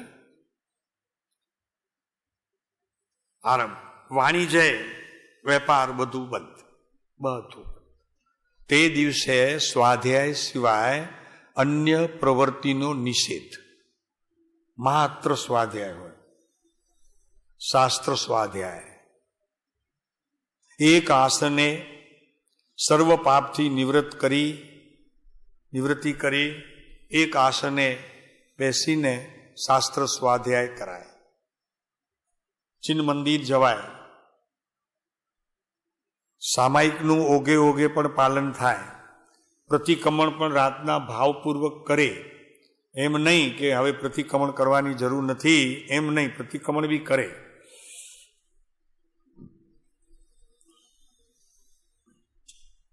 તે દિવસે રાગ સંબંધીની કોઈ ભક્તિ ન કરે, ગીત અને નૃત્ય ન કરે. ઉપવાસના દિવસે ઉપવાસ હોય તો અહીંયા આવીને નૃત્ય નહીં, ગીત નહીં, પોતાના આત્મા સંબંધીનું જ માત્ર ચિંતન હોય. ગીત નહીં, નૃત્ય નહીં, કોઈ રાગના કારણરૂપ કોઈ બીજી પ્રવૃત્તિ નહીં. પુષ્પનો ઉપયોગ નહીં, અત્તર સેન્ટ બિલકુલ નહીં. આપણે જો ને રત્નકરણ શ્રાવકાચાર્યમાં બધા આ લઈ લીધું. અરે સ્નાન નહીં તે દિવસે, ઉપવાસના દિવસે સ્નાન નહીં. પાણીના એક બિંદુમાં અસંખ્યાત જીવ, એટલે સ્નાન પણ નહીં. તે દિવસે સ્નાન નહીં, ઉપવાસના દિવસે. આંખોમાં અંજન નહીં, નાકે સૂંઘવાની કોઈ વસ્તુ નહીં, કોઈ યુઝ નહીં નાકે સૂંઘવાનું. આ બધી વસ્તુઓનો એને ત્યાગ હોવો જોઈએ.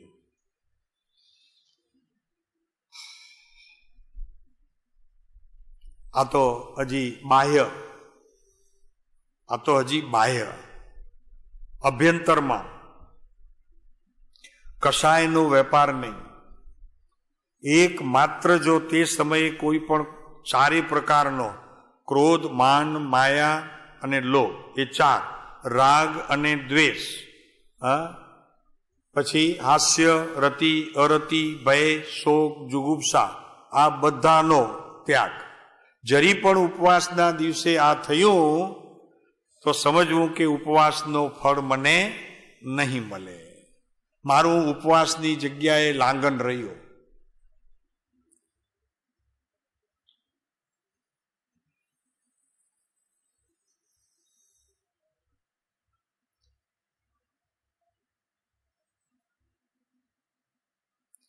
યોગ ક્રિયાની અંદર તો જે યોગી હોય છે, મુનિઓ, એને યોગ ક્રિયા પણ કરવાની હોય છે. તેમાં તો એટલી કડક શિક્ષા આપવામાં આવી છે એમને ઉપવાસના દિવસે. શ્વાસોશ્વાસની પ્રક્રિયામાં પણ ઓછામાં ઓછા શ્વાસ લે કે જેથી કરીને આની શ્વાસ લેવાની પ્રક્રિયામાં થતા જીવ હિંસા એમાંથી પણ તે બચી શકે, એવું પણ યોગ ક્રિયાના સાધકોને એમના ગુરુ આ પ્રકારે પણ બોધ આપી અને એનું આચરણ કરાવે છે.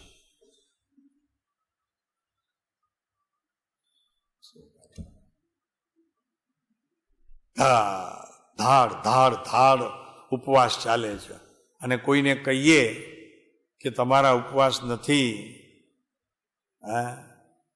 અને આ શાસ્ત્રમાં છે.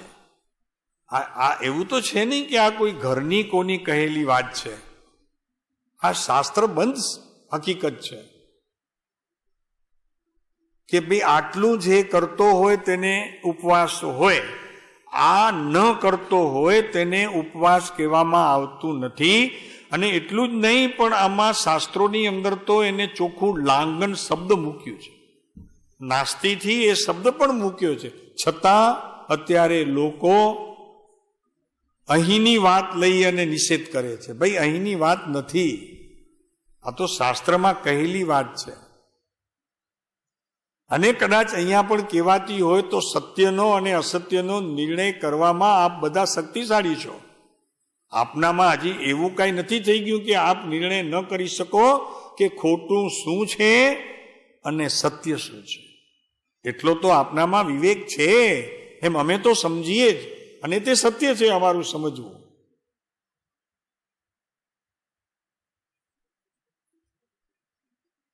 અને એક વાત અઘરામાં અઘરી, કોઈ પણ પ્રકારના પર પદાર્થને એ ભોગ રૂપે હોય કે ઉપયોગ રૂપે હોય, ભોગ અને ઉપયોગ, ભોગોપયોગ. એક તો ભોગ એને કહેવામાં આવે કે જે વસ્તુ આપણે એક વખત વાપરીને મૂકી દઈએ, છોડી દઈએ. એવી કોઈ પણ પરપદાર્થનો યુઝ તે સમય તે દિવસે ન હોય. અને પછી બીજો શબ્દ છે એનો ફરી ફરીને, ભોગોપયોગ, કે ફરી ફરીને પરપદાર્થને આપણે એનો યુઝ કરીએ એવી વસ્તુઓનો પણ તે દિવસે ત્યાગ હોય.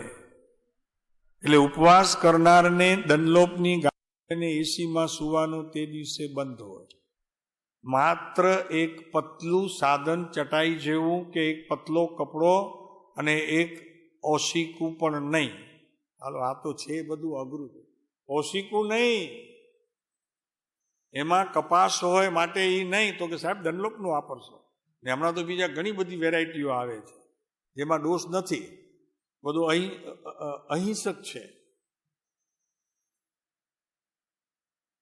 ઉપવાસના દિવસે એનું સુવાનું, પથારી આવી સાદી હોય.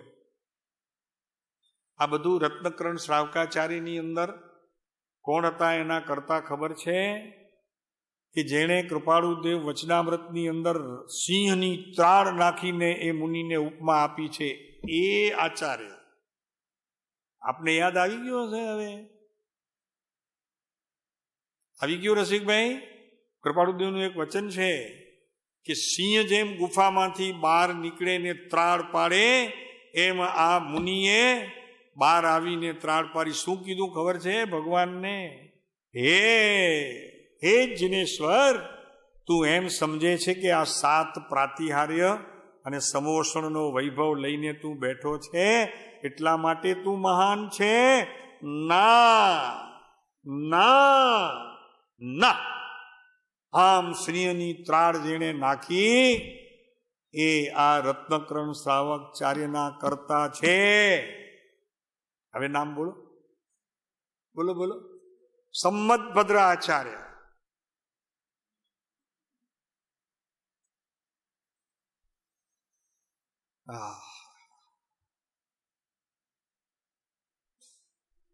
આવું છે નલિનભાઈ, અહીંયા તો આ છે.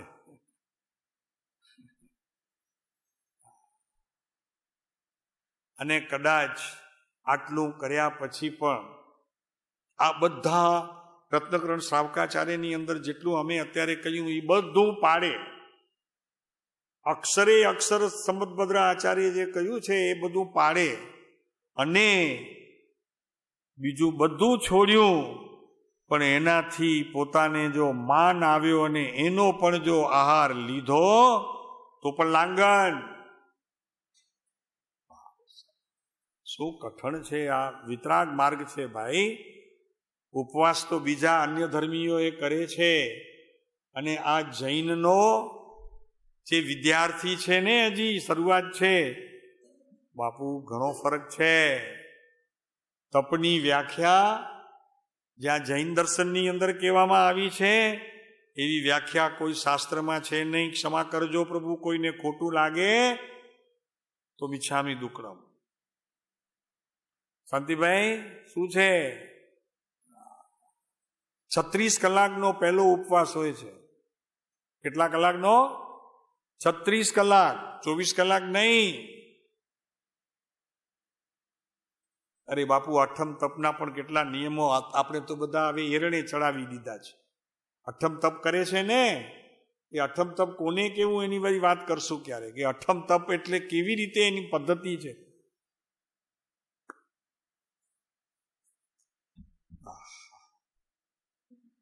અને એક વાત, આ માનનો આહાર લઈ લે, માનનો ગયો લાંગન થઈ ગયું. અરે વચન બોલે, વચન, એમાં કોઈ એક અસત્ય સંબંધીનો વચન કે હિંસા સંબંધીનું કોઈ પણ પ્રકાર આવ્યો બોલવામાં, ગયું ઉપવાસનું ફળ. તારો ઉપવાસ નથી, આ વિતરાગ માર્ગ છે ભાઈ. આ વિતરાગ માર્ગ છે, એના તપની વાત ચાલે છે. જે તપથી વિષ્ણુકુમાર મુનિએ 800 મુનિઓ 700 મુનિઓનો ઉપસર્ગ દૂર કર્યો, એવી તો રિદ્ધિ સિદ્ધિઓને જે પ્રાપ્ત કર્યા એ આ જૈન દર્શનના તપની વાત છે. અને છતાં પોતાને ખબર નહોતી કે અમને આટલી લબ્ધિઓ પ્રાપ્ત થઈ છે. થઈ જાય છે, બાય પ્રોડક્શન છે, કાંઈ કિંમત નથી એની. મુનિને પ્રાયશ્ચિત લેવું પડ્યું. મુનિ તો બચ્યા, પણ એમને પ્રાયશ્ચિત લેવું પડ્યું. આવો આ જૈન દર્શનનો તપનો વિષય, અરે સાવ કાંકરાને રેતી કરી નાખ્યા આપણે. પ્રભુ શું છે, દુઃખ એ વાતનું થાય છે કે સત્યને સત્ય તો રહેવા દેવો કમસે કમ. શાસ્ત્રોમાં કહેલા, આગમોમાં આપેલું જે પ્રમાણ છે, અરે એને તો કહો તો લોકોને. બીજા બધા ન વાંચી શકે, અભ્યાસ ન કરી શકે. આપ તો અભ્યાસી છો, તો કહો તો પછી જે સમજીને કરે એમના ઉપર. વાત તો સત્ય કરો પ્રભુ, લોકોને કહો, સત્ય કહો. એમાં આટલું ડર શેનો?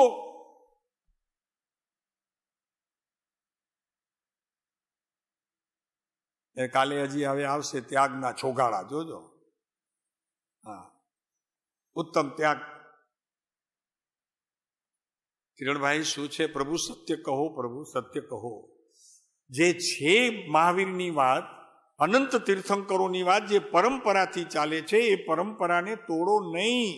વાત સત્ય કરી દો. પછી જે લોકોનું જેવું કર્તવ્ય, એમનો જેવો પુરુષાર્થ, સમજણમાં એ પુરુષાર્થ, આદરવામાં એ પુરુષાર્થ, પછી એમની મરજી. વાત સત્ય કરી દો કે સત્ય આ છે. અરે એટલું કરશો તો પણ લોકો તમારો ઉપકાર નહીં ભૂલે. પ્રભુ શું વાત છે, ઉપકાર. અને આમ જોવા જાઓ તો તમારી તો ફરજ છે, ફરજ છે, મુનિની તો ફરજ છે સત્ય કહેવાની. કેમ કે અસત્ય ઉચ્ચાર કેવું એમનું મુનિપણું જતું રહે છે. એની વાત અમારે કરવી છે કે ઉપવાસના દિવસે કોઈ અસત્ય વચન ઉચ્ચારાય નહીં. આ રવિભાઈ આ વાત છે, પ્રભુ શું કરે, કેટલી ક્ષમતા રાખવી પડે ચોકસાઈ પૂર્વક ઉપવાસના દિવસે. 8-8, 10-10, તેમાં તો ક્યારેક ક્યારેક તો એવા શબ્દો વાપરાય છે ને ખબર છે તો એ બોલાય નહીં ભાઈ, તમને ખબર હોય તો સારી વાત, બોલાય નહીં. શું છે પણ અરે ખરેખર તો વિતરાગ માર્ગની મસ્કરી છે. કેવા દો, આજે હવે વાત નીકળી છે તો ઠઠ્ઠા મસ્કરી કરો છો વિતરાગ માર્ગની. એમ ન કરો પ્રભુ, એવું ન કરો. હા, જ્ઞાનીની ઠઠ્ઠા મસ્કરી કરો છો પ્રભુ, આ ન હોય નાથ. શું કરે પ્રભુ, દુઃખથી કહીએ છીએ મહાવીરના માર્ગને ક્યાંય મૂકી દીધું.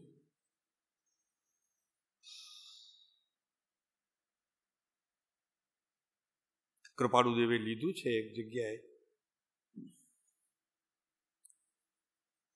726 પાનું જુઓ,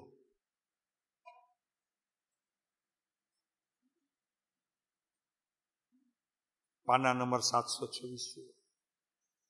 તેમાં શોધો, મૂળમાં શબ્દ છે. પહેલું મૂળમાં અભ્યંતર ગ્રંથિ જ્યાં સુધી છેદાય નહીં, એ શબ્દ છે. ઓહો, આખું આમ જેને કહેવાય ને કે આમ બિલકુલ ચોખ્ખું કરી દીધું. જી જો સમજો ને, નીચેથી ચોથી પાંચમી લાઈન. અરે આ છે ને કિરણભાઈ, અહીંયા તો કૃપાળુ દેવે મેરુ પર્વતને હલાવી દીધા છે. આ એક આટલા વાક્યમાં તો શું કીધું? મૂળ એટલે મિથ્યાત્વ, જેને છે એની વાત. મૂળ ખોટું, બધું ખોટું. મૂળમાં અભ્યંતર ગ્રંથિ જ્યાં સુધી છેદાય નહીં, અહીંયા અભ્યંતર ગ્રંથિ લીધી. એટલી કર્તાપણાની સૂક્ષ્મતાએ પણ એ અભ્યંતર ગ્રંથિમાં ઘણું બધું આવી જાય છે. મારો આજે ઉપવાસ છે એવો ભાવ પણ તે અભ્યંતર ગ્રંથિને ચીરી શકતો નથી. અરે બીજાને ખબર પડે મારો ઉપવાસ છે તો પણ તે મિથ્યાત્વ ગ્રંથિ છેદાય નહીં, એને તપ કહેવાય નહીં. અરે સત્ય તો કહો પ્રભુ, સત્ય કહો. મૂકી દીધું છે. વાહ, બહુ સારું.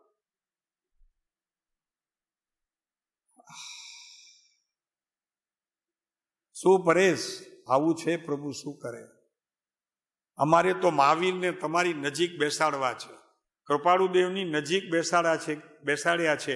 કેમ કે સતને અનુસરનારો વિશ્વમાં આ પુરુષ, સતને પોતાના અણુ અણુમાં જેને વિસ્તાર કરી દીધો એવો આ સત્પુરુષ કોઈની પરવા કરી નથી. કોણ શું કહેશે? શું કહે છે? મૂળમાં અભ્યંતર ગ્રંથિ છેદાય નહીં ત્યાં સુધી કરવાની વાત નથી. અહીંયા તો તપ સમજાય નહીં, તપની સાચી વાત સમજાય નહીં, એમ કીધું કૃપાળુ. તપનું સ્વરૂપ સમજાય નહીં. એ જ શબ્દો છે ને કે ભૂલ્યું કે કઈ ફેર છે? એક મિનિટ મને, શું શબ્દ છે?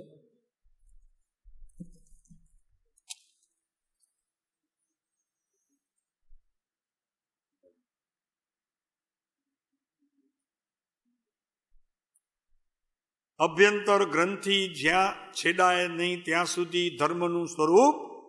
હા, આ તો બધું આવી ગયું ઉલટાનું. સામાયિક, તારા પ્રતિક્રમણ, તારા પૌષધ, તારું તપ, તારું સંયમ, તારી દીક્ષા, આમાં તો બધું આવી ગયું. હવે તો ઓલામાં તો ઓલું મેં હું તો હજી તપનો હતો, મેં અહીંયા નહીં તપ નથી, તો પછી અહીંયા તો ધર્મનું સ્વરૂપ જ સમજાય નહીં. લે, આ તો કૃપાળુદેવે મૂળ કહી અને અહીંયા પાછી મૂળ મૂકી દીધું, એનાથી ઊંડું કે ધર્મ જ નહીં સમજાય તને, પછી આદરીશ કેમ? જેની ગ્રંથિ છેદાય છે તેવા પુરુષ મળે તો, જુઓ કિરણભાઈ, તેવા પુરુષ મળે તો ખરેખરું કામ થાય. અરે સત્ય સમજાય એ કામ થયું. વાત શું છે? સત્ય તારા જીવનમાં સમજાયું ને, એના જેવો તારો દિવસ અને તે ઘડીને તું પ્રભુ વખાણજે. અને પહેલાના બધા અણસમજણના કાર્યો બધા વખોડજે અને વખાણજે. તે ધન્ય ઘડી તારા જીવનમાં આવી કે તે વિતરાગ માર્ગને અનુસરનારો માર્ગ તારા જીવનમાં જે સમયે સત્યપણે તારે સમજાયું, બાપુ તે દિવસ તારો ધન્ય હશે કે જે દિવસે તું સર્વથા પ્રકારના પાપથી નિવૃત્યો. આનું નામ પ્રતિક્રમણ, આનું નામ પ્રતિક્રમણ. દશલક્ષણી પર્વ ચાલે છે ને, તપની વાત આવી.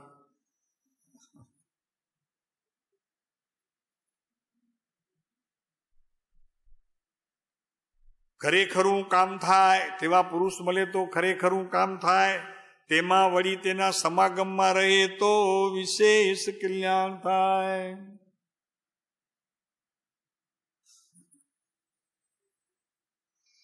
મૂળ ગાંઠ છેદવા શાસ્ત્રમાં કહ્યું છે તે સહુ ભૂલી ગયા છે. આ મિથ્યાત્વની ગાંઠ ખુલે કેમ?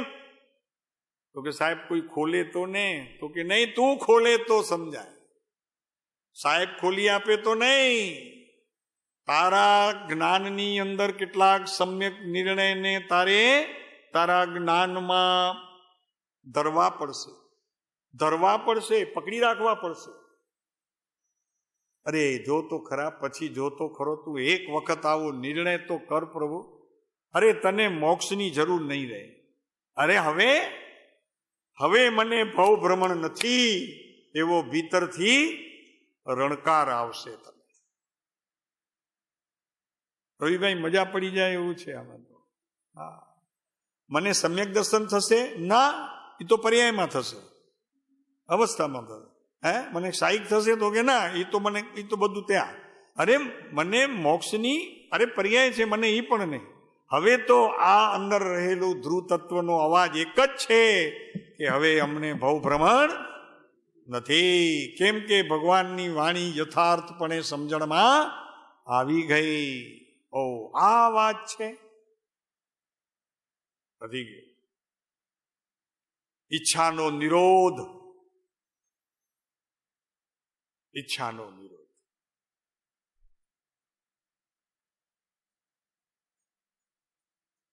નથી પદ ઈચ્છે છે જે જોગીજન અનંત સુખ સ્વરૂપ મૂળ દ્રવ્ય તે આત્મપદ. મૂળ દ્રવ્ય હાથમાં આવી ગયું. આમાં લ્યો ને, ત્રિકાળી ધ્રુવ ધ્રુવ ધ્રુવ ધ્રુવ ધ્રુવ જે ઓલું ગાય છે ને, સોનગઢ ગાણા, એ આવી ગયું હાથમાં. બસ. અને કૃપાળુદેવની વાત, સમજ પીછે સબ સરળ, બધું સરળ થઈ ગયું. મારા કેટલાક નિર્ણયો ભીતર જ્ઞાનના સવડા થઈ ગયા કે જે અનાદિકાળથી અવડાઈમાં હતા, હવે સવડાઈ થઈ ગઈ. કામ થવાનું જ છે, મારે કામ નક્કી થવાનું છે. એમાં જરાય અંતર નથી. 4 દિવસ મોડું વહેલું ના, 4 દિવસ મોડું વહેલું નહીં. અત્યારથી સમજ્યો ત્યારથી શરૂ. બિચારા જીવો જે અત્યાર સુધી સાંભળ્યું છે તે અવળું ગ્રહણ કર્યું છે, અવળું જ ગ્રહણ કર્યું છે બધું. અને સાંભળવામાં એ બધું એવું આવ્યું છે. જ્ઞાની બિચારા શું કરે, કેટલું સમજાવે. સમજાવવાની રીતે સમજાવાય, કઈ મારીને તો ન સમજાવાય. સમજવા સામો જીવ તૈયાર થાય તો સમજાવાય. સમજવાની ઈચ્છા કરતો હોય તો સમજાવાય. મારી કૂટીને સમજાવે આત્મજ્ઞાન થાય નહીં. એટલે ગયા તા શિબિરમાં, એક શિબિરમાં ગયા તા આપણા બધા, આ નાનજીભાઈ ના બાપુજી તો બિચારા હવે તો દેહ છૂટી ગયો, આપણા પ્રેમજીભાઈ, બીજા હતા, હૈદરાબાદ ગયા હતા. હૈદરાબાદ 8 દિવસ તમે અહીંયા આવ્યા છો, તમને સમ્યક દર્શન ન થાય એમ બને જ નહીં. રૂમમાં પૂરી દીધા, એક રૂમમાં પૂરી દીધા. 3 જણા તો બધા ડિપ્રેશન લઈને બહાર આવ્યા. એને બધા સમા કરવામાં કેટલો સમય લાગ્યો. આ હકીકત છે, સત્ય ઘટના ઘટી છે. શું છે પ્રભુ, આટલી ઉતાવળ સમ્યક દર્શન માટે? દુકાનેથી માલ લેવો છે ભાઈ, દુકાનેથી લેવું, તારી પૂંડી તને ખર્ચવી છે, વધુમાં વધુ અઘરું સમજ. તારા ઘરમાં 10 લાખ રૂપિયા પડ્યા હોય ને લાખ આપવા હોય ને તો બરોબર, બાકી તું ગામને કે એમાં લખાવો ને. અહીંયા ઘરની મૂડી ખર્ચવી છે. સમ્યક દર્શન બહારથી નથી આવવાનું, એ દાનમાં મળે એવું નથી, સદગુરુ આપે એવા નથી, રસ્તો બતાવશે. એટલે કહેવામાં આવે છે કિરણભાઈ કે સદગુરુ તમને જીવન કેમ જીવવું તે શીખાડે છે. એટલે જીવન આપે છે, ધર્મ નથી આપતા. સદગુરુ ધર્મ ના આપે, ધર્મને જીવીને કેવી રીતે એને પ્રાપ્ત કરવો તે શીખડાવે છે. એનું નામ સદગુરુ છે. જીવન જીવતા શીખડાવે.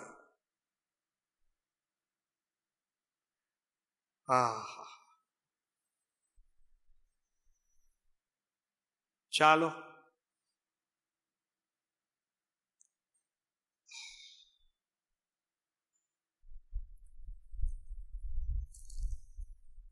એમ કે ને પછી છેલ્લે ભગવાન તમારું ભલું કરે.